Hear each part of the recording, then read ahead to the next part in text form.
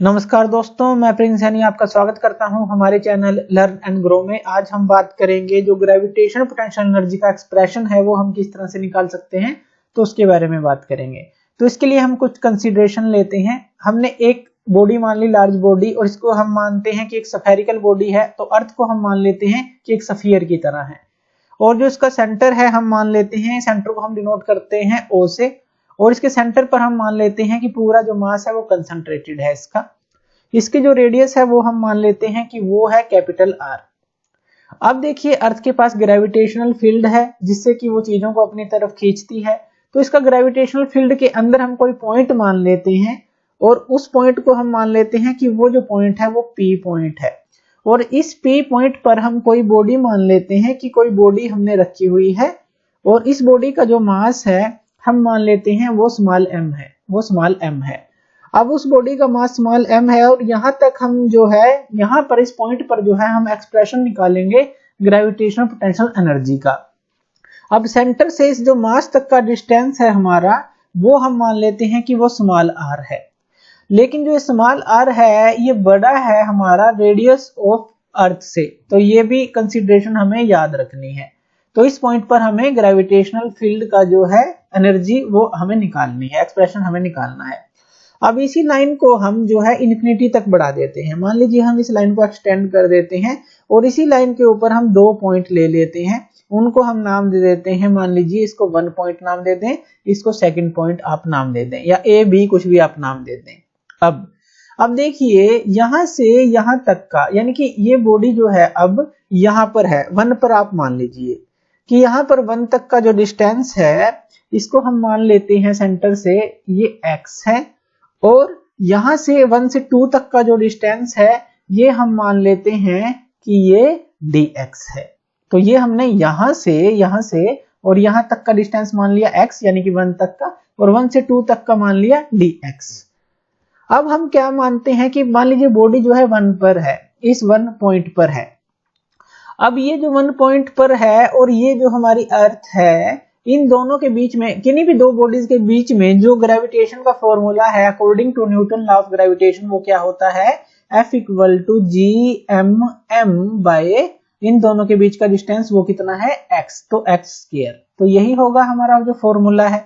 तो m हमारा अर्थ का मास है, और m जो है इस स्मॉल जो बॉडी है इसका मास है, तो g/m/x², यानी कि इन दोनों के बीच के डिस्टेंस का स्क्वायर,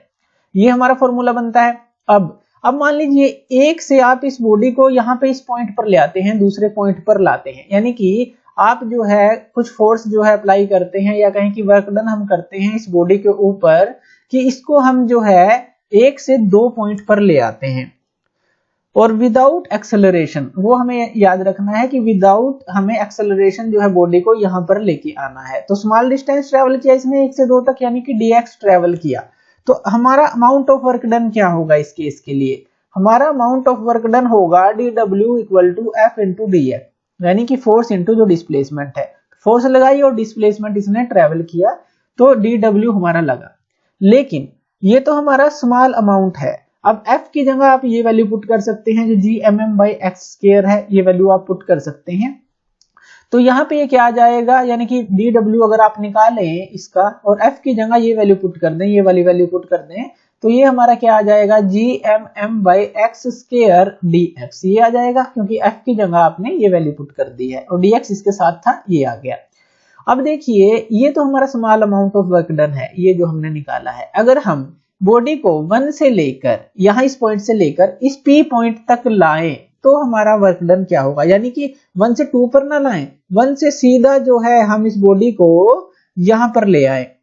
जो हमारा ये पॉइंट है, ये यहां तक P तक ले आए,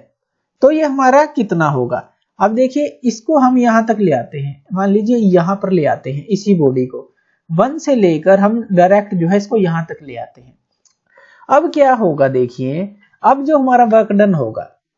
तो वर्क डन हमें क्या करना पड़ेगा, इसको इंटीग्रेट करना पड़ेगा, या आप ऐसा कह लीजिए इसको इंटीग्रेट कर दें इन्फिनिटी से लेकर r तक। अब देखिए, r यहां तक का डिस्टेंस है, यहां तक का r है, और ये जो डिस्टेंस है ये इन्फिनिटी है, तो ये इन्फिनिटी का डिस्टेंस है, इन्फिनिटी से r तक। अगर हम इसकी लिमिट पुट कर दें किसकी, g/m/x², जो हमारे पास ये एक्सप्रेशन था x स्क्वायर dx, इसको हम इंटीग्रेट कर दें इस लिमिट के अंदर, इन्फिनिटी से r की जो लिमिट है, यहां से यहां तक r है और यहां से यहां तक इन्फिनिटी है, यानी कि इन्फिनिटी से r तक की लिमिट पुट कर दें, पॉइंट P आ जाएगा। तो पॉइंट P तक का हमें जो लिमिट पुट करनी पड़ेगी इन्फिनिटी टू r पुट करनी पड़ेगी, यानी कि टोटल में से अगर हम ये जो है कोई चीज घटा दें तो ये पोजीशन आ जाती है, वही चीज है कि लिमिट हमें इन्फिनिटी से r तक की पुट करनी पड़ेगी। अब जब आप इसका इंटीग्रेशन करेंगे तो यहां पर जब आपने इंटीग्रेशन किया, अब इसके अंदर g m और m ये तो कांस्टेंट है, तो 1 बाय जो x स्क्वायर है यही जो है हमारा इंटीग्रेट होगा, यानी कि इंटीग्रेशन किसका होगा, x स्क्वायर को ऊपर आप ले जाएं, x की -2 हो जाएगा dx और बाहर ये टर्म रहेगी, तो ये भी आप लिख लीजिए g m m, ये बाहर रहेगी टर्म।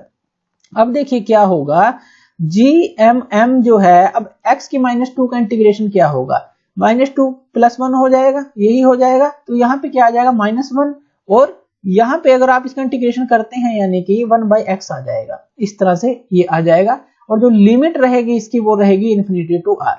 अब r को पुट करेंगे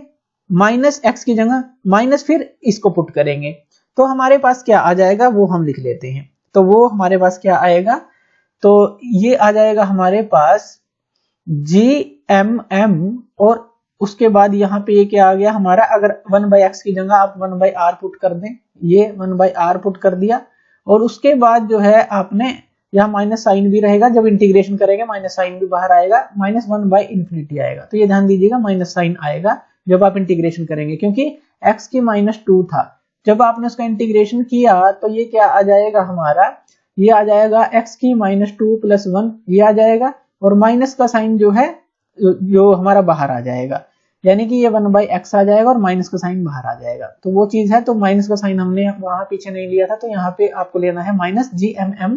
1/r - 1/∞, आपने लिमिट पुट कर दी r से इन्फिनिटी जो थी। अब ये 1/∞ जो है ये तो अनडिफाइंड होता है, एक को अगर इन्फिनिटी से डिफाइन करें आप डिवाइड करें तो वो तो जो है एक नेग्लिजिबल क्वांटिटी रह गई, तो यहाँ पे ये आपका क्या आ गया, यहाँ पे ये आ गया -GMM/r आ गया। अब ये आपके पास आ गया। अब देखिए जो वर्क डन है वो स्टोर होता है बॉडी के अंदर, जब आप जो है उसको लेकर आते हैं पोटेंशियल एनर्जी के फॉर्म में, वो आपका स्टोर होता है, जैसे इस पॉइंट से आप इस पॉइंट पर लेकर आए तो वो पोटेंशियल एनर्जी की फॉर्म में वो स्टोर हो जाता है, उसको हम बोलते हैं U। तो हम उसको U से डिनोट करते हैं, जो ग्रेविटेशनल पोटेंशियल एनर्जी होती है, ये ध्यान रखना है, उसको हम U से डिनोट करते हैं। तो ग्रेविटेशनल पोटेंशियल एनर्जी जो बॉडी है जो हमने देखी मास m की, अगर हम उसको पॉइंट P तक ले आते हैं, जैसे कि हमने देखा कि इस बॉडी को अगर हम इस पॉइंट P तक ले आते हैं तो इसके अंदर जो है energy gravitation potential energy store हो जाएगी, जो कि वर्क डन के इक्वल होगी, जो कि हमने उसके ऊपर वर्क डन किया है। अब जो U होगी हमारी, यहां से अगर यहां तक की बात करें, यहां से अब ये P पर आ चुकी है, यहां से यहां तक का डिस्टेंस कितना है, R है, तो ये भी हमें पता है कि यहां से यहां तक का डिस्टेंस जो है R है, -GMM/r, यानी कि ये किसके बराबर आ गई हमारी, U के बराबर आ गई। जैसे कि हमने बात की कि ये वर्क डन के बराबर होगा, वर्क डन का फॉर्मूला आ गया ये हमारा इंटीग्रेट करके, तो U = -GMM/r, या फिर आप वर्क डन के इक्वल कह सकते हैं कि वर्क डन उसके अंदर आपने जो किया वो स्टोर हो गया उसके अंदर उसकी ग्रेविटेशन पोटेंशियल एनर्जी की फॉर्म में, तो आप ये इसको फॉर्मूला लिख सकते हैं। अब यहाँ पे देखिए हमारी जो ग्रेविटेशनल पोटेंशियल थी Vp, वो किसके बराबर थी, ये फॉर्मूला था हमारा Gm/r के बराबर थी। तो यानी कि ये जो है -Gm/r, इसको आप क्या पुट कर सकते हैं, इस टर्म को आप Vp पुट कर सकते हैं, तो ये Vp आ जाएगा और इनटू क्या है यहाँ पे ये आ गया m। तो U जो है यानी कि जो ग्रेविटेशनल पोटेंशियल एनर्जी है, अब ये दो चीजों का प्रोडक्ट बन जाती है, एक तो ग्रेविटेशनल पोटेंशियल सिर्फ और जो मास है बॉडी का, इन दोनों का प्रोडक्ट। तो ये होता है हमारा expression for gravitational potential energy. तो थैंक यू वीडियो देखने के लिए, और इसी तरह की वीडियोस के लिए आप हमारे चैनल लर्न एंड ग्रो पे हमें सब्सक्राइब कर सकते हैं। धन्यवाद।